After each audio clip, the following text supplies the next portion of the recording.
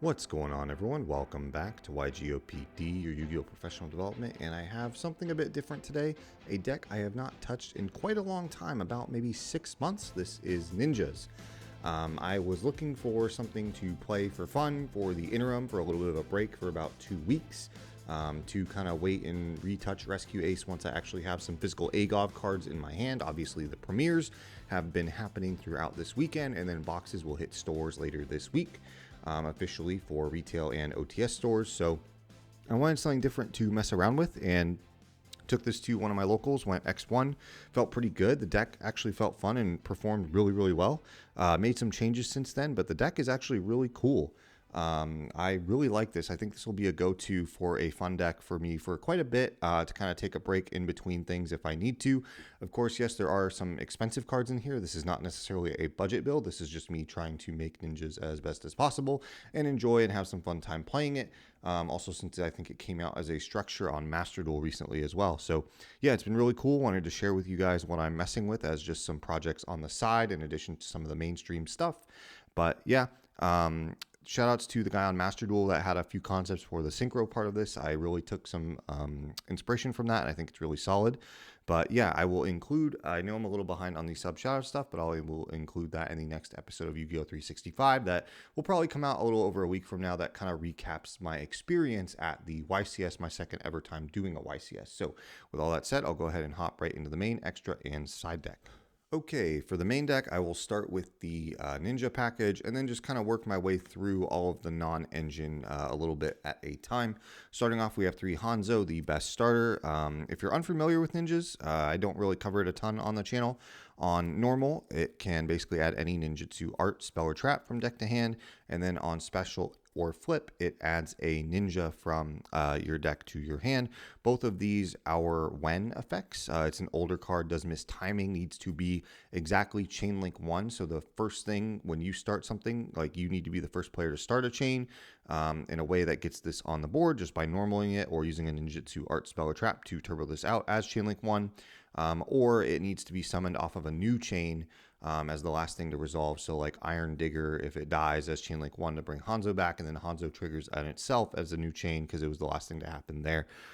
So just keep that in mind. When effects are a little kind of tough to hit here and there, especially with older cards. 3-2, general extender of the deck, specials itself when you have a ninja or a face down monster. And there's also a monster negate by flipping itself down and then a face down card up. Has to be a monster, of course. And then 3 Tabari. This is kind of the Spirit Reaper of the deck slash Formula Synchrony type card. It lets you quick fuse on your opponent's turn through contact fusion, typically using relevant materials on either your field or hand, and does not have to include this card, unlike the branded stuff. So yeah, really cool card. Also can't die the turn it's either summoned or flip face up by battle or card effects, so it kind of helps you survive OTKs. And then the 1-ofs 1 Geo, this is the brick, but it's also really good if it's face up on the field and the card gets flipped. It can pop a card your opponent controls, and then if it is special summoned or flipped up, you can book up to 2 monsters on the board. If both of those or any of those are your opponents, they are permanently booked. Then 1 Kagero, if it is normal or special or flipped, I believe, you can take any ninja from, I want to say grave, but it might also be hand, and special it face down. So just get some good recursion. And then the secondary effect is if a ninja or a face down monster is targeted, you can bounce that to your hand and then special this guy from the grave. So also helps dodge things like Imperm, Baylor, plays around stuff really, really well. Getting this in rotation along with the Baku is extremely important. Baku on special or flip lets you take a ninjutsu spell or trap from your grave and add it back to your hand. I believe it can also add a ninja, but you're typically only doing spell or traps, and you're typically going to do either Notebook or Iron Digger. I'll talk about those in a little bit. Then if it's added to your hand by a card effect, it specials itself to the board. And then the last one of Ninja is green. This is an okay card if something else is special. It kind of specials itself. The summon doesn't really come up a lot, but if it's sent to the grave in any way, it just books a card on the field. So it's what you quick fusion with Tabari to help chain block the fusion that comes out, as well as bait out interruptions. For the spells, 3 notebook. This sets 1 each of either a ninja monster and a ninja spell trap, and 1 from each location. So 1 from deck, 1 from grave. If you pick a monster from grave, you got to pick the spell trap from deck, or vice versa. This card is insane. It is typically what you add back with Baku to keep grinding. And then the 1 Iron Digger makes anything that is equipped to a ninja, and then you banish a ninja from cost, you pop a card on the field. Typically, you're equipping it to your opponent's monster, banishing a ninja you want a special back from grave, popping the opponent's monster. This dies and it has the effect of when it is destroyed in any way, you special a banished ninja back. And then lastly, for the traps, 3 Dancing Leaves. This tributes any ninja or face down card, including your opponent's, to special a ninja from your deck. Can be anything, and can also quick effect bounce itself, as well as a different ninjutsu art, which is just good for recycling. You typically, I've started siding out 1 going into games 2 or 3, or at least ones where I know I'm going second. And then 1 Duplication tributes a ninja, specials ninjas from your deck that are equal to or less than that level. They don't have to add up exactly to it. So if you tribute an 8, you can get any number of monsters that add up to 8 or less. So that's also really important. But that's it for the ninjas. That takes up just a little over half the deck. We are at 40 cards for this list. For the non-engine, starting off with some of the consistency pieces, we have 3 Pot of Prosperity. Not much needs to be said there. You need as much as you can in a deck like this. 1 Rhoda. Obviously, most of your stuff is warriors, and your most important ones are Hanzo. Instant Fusion, we do have a level 5 ninja in here, and also helps to dodge hand traps if you're playing random things like Millenniumize, which I am. And then 1 Called by the Grave.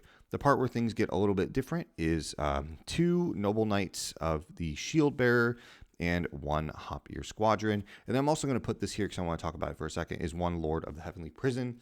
These are all kind of random slots. These were originally 3 Small World and 1 Spell Striker. I had also tested that a while back in the original ninjas.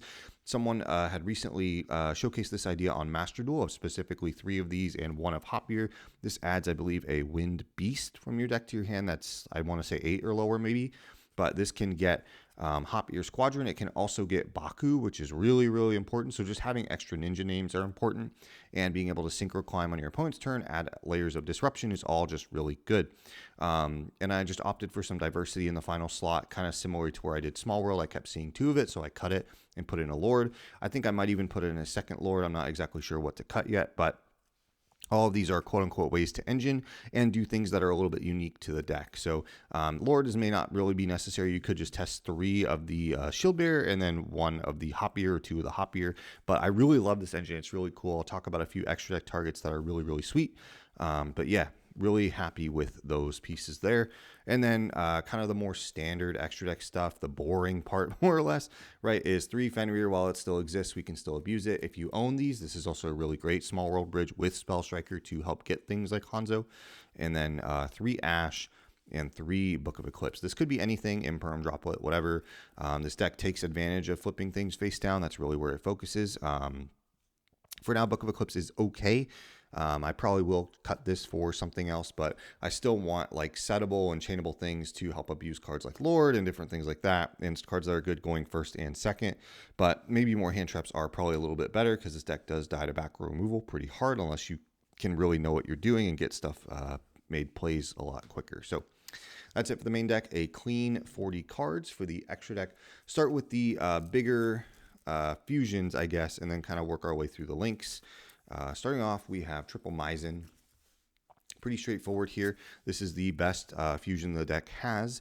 Contact fuses this as well as the other fusion by getting rid of 2 ninjas with different types.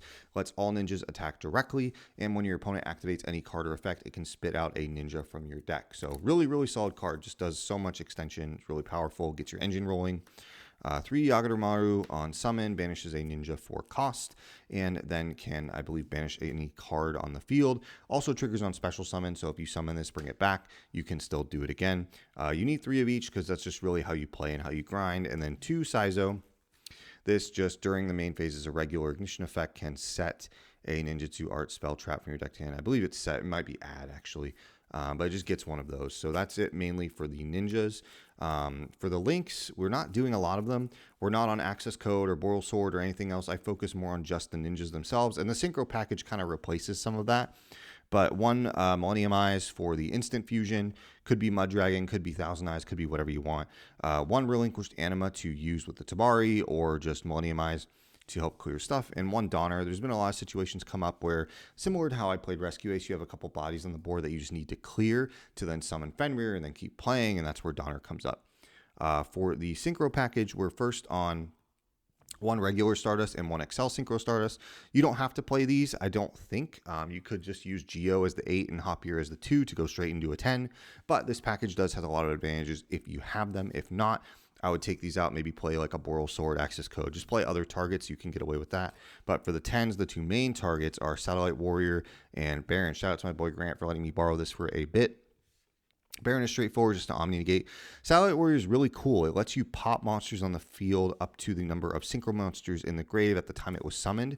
If you're using the Stardust package, you're going to get 2 free pops. And then if this is destroyed by your opponent in any way, you can special up to 3 level 8 or lower warriors from your grave back to your field. So you can get the fusion for Maizen, you can get Hanzo, you can get I think Kagero, and there's just so many targets you can get, and it just makes your grind insane, as well as having interruption. This is what just makes the Hopier such a cool thing. If you've not seen some replays of people doing this stuff on Master Duel already, check it out. It is really, really wild. So that's it for the extra deck.